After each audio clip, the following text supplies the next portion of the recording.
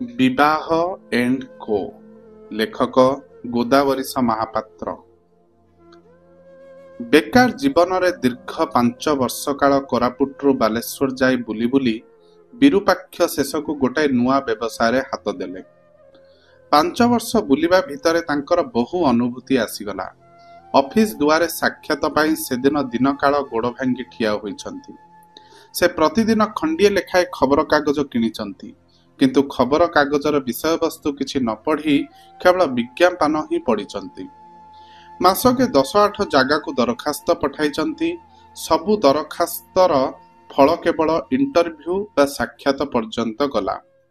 ତା ଉପରକୁ ସେ ଉଠି ପାରିଲେ ନାହିଁ। ଭାବିଲେ କୌଣସି ଶିଳ୍ପ କରିବେ, କିନ୍ତୁ ହାତରେ ପୁଞ୍ଜି ନାହିଁ।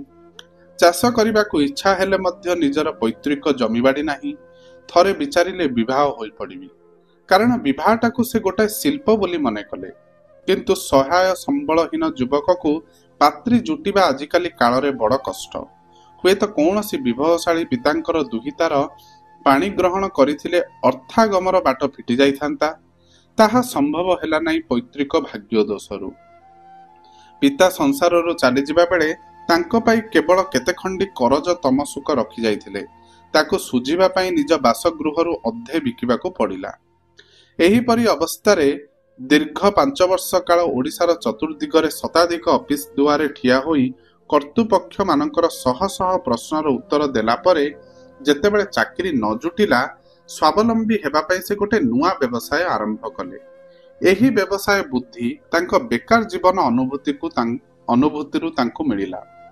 ସେ ଦେଖିଲେ ତାଙ୍କ ପରି ବହୁ ଯୁବକ ଦରପାଠୁଆ, ଅଧା ପାଠୁଆ, ପୁରା ପାଠୁଆ ଓଡ଼ିଶାରେ ଚାକିରି ଖୋଜି ବୁଲୁଛନ୍ତି। ସେମାନଙ୍କ ଭିତରେ ଅଧିକାଂଶ ଅବିବାହିତ। ତାଙ୍କରି ପରି ସେମାନେ ମଧ୍ୟ ଜୀବନ ପଥରେ ଆଗେଇ ଯିବା ପାଇଁ ବିତ୍ତଶାଳୀ ଶ୍ୱଶୁର ଖୋଜୁଛନ୍ତି, କିନ୍ତୁ ସମସ୍ତଙ୍କ କପାଳକୁ ସେ ସୁଯୋଗ ଘଟୁଛି କେତେକେ। ଆଜିକାଲିର ଏ ଯୋଜନା ଯୁଗରେ କିଏ କେତେ ପ୍ରକାର ଯୋଜନା କରୁଛି। ବିରୁପାକ୍ଷ ବିଚାରିଲେ ପାତ୍ର ପାଇଁ ପାତ୍ରୀ ଏବଂ ପାତ୍ରୀ ପାଇଁ ପାତ୍ର ଯୋଗାଡ଼ କରିଦେବା ଲାଗି ସେ ଏକ ଅନୁଷ୍ଠାନ ଗଢ଼ିବେ। ସେ କେବଳ ମଧ୍ୟସ୍ଥ ହେବେ। ଯୋଗାଡ଼ ଫଳରେ ଯାହା କମିଶନି ତାଙ୍କୁ ମିଳିବ। ବିରୁପାକ୍ଷ ଯୁବକ, ବୟସ 25ରୁ ବେଶୀ ନୁହେଁ, ବର୍ଣ୍ଣ ଗୋରା ତକତକ, ସୁଶ୍ରୀ ମିଷ୍ଟଭାଷୀ। ସେ ସ୍ଥିର କଲେ ପ୍ରଜାପତି ନିର୍ବନ୍ଧ ପାଇଁ ଏପରି ଏକ ଅନୁଷ୍ଠାନ ଗଢ଼ିଲେ କେବଳ ଜଣେ ପୁରୁଷ ଲୋକ ଦ୍ୱାରା ଏହା ସମ୍ଭବ ନୁହେଁ, ଅନ୍ୟ ଦିଗଟା ବି ଦରକାର। ତା ଅର୍ଥ ଜଣେ ଯୁବତୀ ଆବଶ୍ୟକ। ଅର୍ଥାତ୍ ଅନୁଷ୍ଠାନକୁ ପାତ୍ର ବା ପାତ୍ର ପିତା କନ୍ୟା ଖୋଜି ଆସିବେ ଓ କନ୍ୟା କିମ୍ବା କନ୍ୟା ପିତା ପାତ୍ର ଖୋଜି ଆସିପାରନ୍ତି। ତେଣୁ ଉଭୟଙ୍କର କଥା ବୁଝିବା ପାଇଁ ଉଭୟ ଶ୍ରେଣୀର ଲୋକ ଦରକାର। ତାହା ହିଁ ସେ ଯୋଗାଡ଼ କଲେ। କୁମାରୀ ମାଳିନୀ ଦେବୀ ମାଟ୍ରିକୁଲେସନ ପାସ୍ କରିବା ପରେ 10 ବର୍ଷ କଟିଗଲା। ଯୋଗାଣ ଅଫିସରେ ଚାକିରିଟିଏ ମିଳିଲା ସିନା, କିନ୍ତୁ ତାଙ୍କ ମନ ମୁତାବକ ପାତ୍ରଟିଏ ମିଳିଲା ନାହିଁ। ବୃଦ୍ଧ ପିତା କନ୍ୟା ପାଇଁ ପାତ୍ର ଖୋଜି ନିରସ୍ତ ହେଲେ। ଯେବେ ବା ବାଛିଲେ, କିନ୍ତୁ ମାଳିନୀ ମନକୁ ତାହା ପାଇଲା ନାହିଁ। ବୃଦ୍ଧ ଚାଲିଗଲେ ସଂସାର ସେ ପାଖକୁ। ମାଳିନୀ ପିଲାଦିନୁ ମାତୃହୀନା ଥିଲେ। ତେଣୁ ସେ ଅକୂଳ ସମୁଦ୍ରରେ ଭାସିଲେ କେବଳ ସେଇ ଚାକିରି ଖଣ୍ଡିକ ଧରି। ସେ ବୁଡ଼ି ଯାଇଥାନ୍ତେ, କେବଳ ସେଇ ଚାକିରି ତାଙ୍କୁ ବୁଡ଼ିବାରୁ ରକ୍ଷା କରିଥିଲା। ଏହିପରି ସମୟରେ ସଂସାର ସମୁଦ୍ରରେ ଭାସି ଭାସି ସେ କ୍ଷୁଦ୍ର ସହର ଉପକଣ୍ଠରେ ବିରୁପାକ୍ଷ ଆସି ଲାଗିଲେ। ବିରୁପାକ୍ଷଙ୍କ ଛୋଟ ବସାଘର ଦୁଆରେ ଯେଉଁଦିନ ବିବାହ ଆଣ୍ଡ କୋ ବୋଲି ଗୋଟିଏ ସାଇନ ବୋର୍ଡ ବା ନାମପଟା ଝୁଲିଲା, ସମସ୍ତଙ୍କୁ ନୂଆ ବୋଧ ହେଲା। ସେ ବିଷୟରେ ଛାପା ହାଣ୍ଡବିଲ୍ ବଣ୍ଟାଗଲା। ବିବାହ ପାଇଁ ଏଇଠାରେ ପାତ୍ର ଓ ପାତ୍ରୀର ମନୋମତ ପାତ୍ରୀ ଓ ପାତ୍ର ଅଳ୍ପ ଖର୍ଚ୍ଚରେ ବ୍ୟବସ୍ଥା କରାଯାଇଥାଏ। ପ୍ରଜାପତି ନିର୍ବନ୍ଧ ପାଇଁ ଏଭଳି ଅନୁଷ୍ଠାନ ଏ ସାରା ରାଜ୍ୟରେ ନୂଆ। ଗୋଷ୍ଠୀ ସହିତ ନାମଧାମ, ଇଚ୍ଛା କରୁଥିବା ପାତ୍ର ବା ପାତ୍ରୀର ରୂପ, ଗୁଣ, ଯୋଗ୍ୟତା, ବଂଶ ମର୍ଯ୍ୟାଦା, ବର୍ଣ୍ଣ, ସଂସ୍ଥାନ, ଉଚ୍ଚତା, ସ୍ୱାସ୍ଥ୍ୟ ଆଦିର ଖିନଭିନ୍ ବିବରଣ ଦେଇ ଦରଖାସ୍ତ ଏ ଅଫିସକୁ ପଠାଇ ପାରନ୍ତି କିମ୍ବା ନିଜେ ଆସି ବୁଝିଯାଇ ପାରନ୍ତି। ଦେଖାଗଲା କେତେଦିନ ପରେ କୁମାରୀ ମାଳିନୀ ଦେବୀ ତା ଭିତରେ ଖଣ୍ଡିଏ ସ୍ୱତନ୍ତ୍ର ଟେବୁଲ ପାଖେ ଚୌକିରେ ବସିଛନ୍ତି। ତାହା ସାମୟିକ। ତା ଅର୍ଥ ଯୋଗାଣ ଅଫିସରେ ଯଥାରୀତି ଚାକିରି କରନ୍ତି ଏବଂ ଅଧିକା କିଛି ରୋଜଗାର କରିବା ପାଇଁ ବିରୁପାକ୍ଷ ବାବୁଙ୍କ ଅନୁଷ୍ଠାନରେ 2-3 ଘଣ୍ଟା କଟାନ୍ତି। ପ୍ରତିଦିନ ଦରଖାସ୍ତ ଆସିଲା, ପ୍ରତିଦିନ ଉତ୍ତର ଗଲା। ବିରୁପାକ୍ଷ ଓ ମାଳିନୀ ମିଳିମିଶି ସେ ଉତ୍ତର ଲେଖନ୍ତି। କେଉଁ ଦରଖାସ୍ତରେ ଥାଏ ପାତ୍ର ଅସବର୍ଣ୍ଣ ବିବାହ ପକ୍ଷପାତୀ, କିନ୍ତୁ ପାତ୍ରୀ ରୋଜଗାର କ୍ଷମ ଥିବେ। କେଉଁ ଦରଖାସ୍ତରେ ଥାଏ ଯିଏ କୁଳଲକ୍ଷ୍ମୀ ହେବେ, ପାଠ ଅପେକ୍ଷା ଗୃହ ପରିଚାଳନା ବିଷୟରେ ସେ ବେଶୀ ଦକ୍ଷ ଥିବେ। କେଉଁ ଦରଖାସ୍ତରେ ବି ଥାଏ ପାତ୍ରୀ ଆଜିକାଲିର ଦୁର୍ନୀତି ଓ କଳାବଜାର ଦୃଷ୍ଟିରୁ ଯୋଗାଣ ବିଭାଗର ହୋଇନଥିଲେ ଭଲ।